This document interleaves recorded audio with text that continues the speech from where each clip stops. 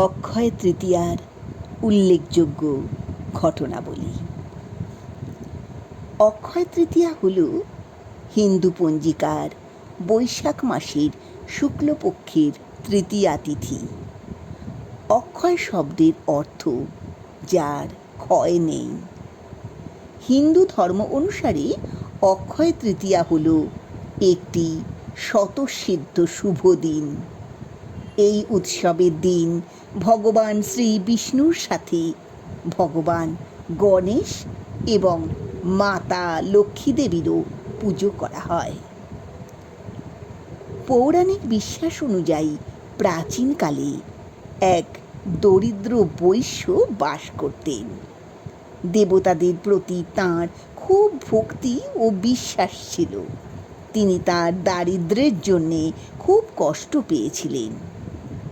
একদিন কেউ তাঁকে অক্ষয় তৃতীয়ার ব্রত পালনের পরামর্শ দিয়েছিল।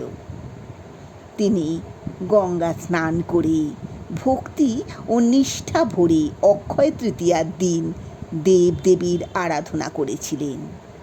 মনে করা হয় ওই বৈশ্য পরবর্তী জীবনে কুশাবতীর রাজা হয়েছিলেন।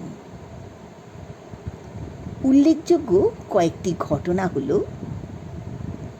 অক্ষয় তৃতীয়ার শুভ দিনে ভগবান শ্রী বিষ্ণুর ষষ্ঠ অবতার পরশুরামের জন্ম হয়েছিল। এই জন্য অক্ষয় তৃতীয়ার দিন পরশুরাম জয়ন্তী হিসেবে পালন করা হয়। অক্ষয় তৃতীয়ার দিন সত্যযুগ শেষ হয়ে ত্রেতা যুগের সূচনা হয়েছিল। অক্ষয় তৃতীয়ার দিন রাজা ভগীরথ মা গঙ্গা দেবীকে মর্তে নিয়ে এসেছিলেন। অক্ষয় তৃতীয়ার দিন কুবেরের তপস্যায় সন্তুষ্ট হয়ে ভগবান মহাদেব তাঁকে অতুল ঐশ্বর্য দান করেছিলেন।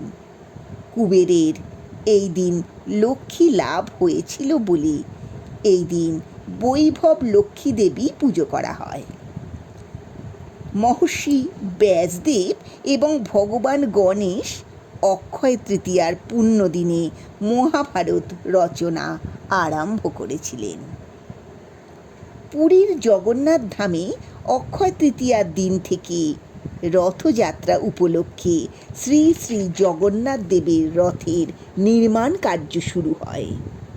শ্রী শ্রী জগন্নাথ দেবের চন্দন যাত্রাও অক্ষয় তৃতীয়ার দিন থেকেই শুরু হয়। অক্ষয় তৃতীয়ার দিন মা অন্নপূর্ণা দেবীর আবির্ভাব ঘটেছিল।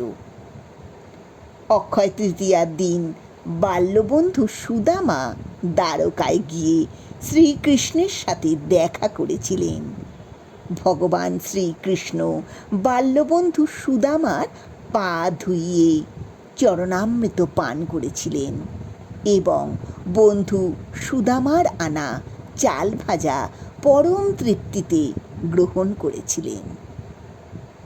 অক্ষয় তৃতীয়ার দিন দুঃশাসন দ্রৌপদীর বস্ত্রহরণের চেষ্টা করলে ভগবান শ্রীকৃষ্ণ পরিত্রাতার ভূমিকায় এগিয়ে এসে অলক্ষ্যে দ্রৌপদীর সম্মান রক্ষা করেছিলেন।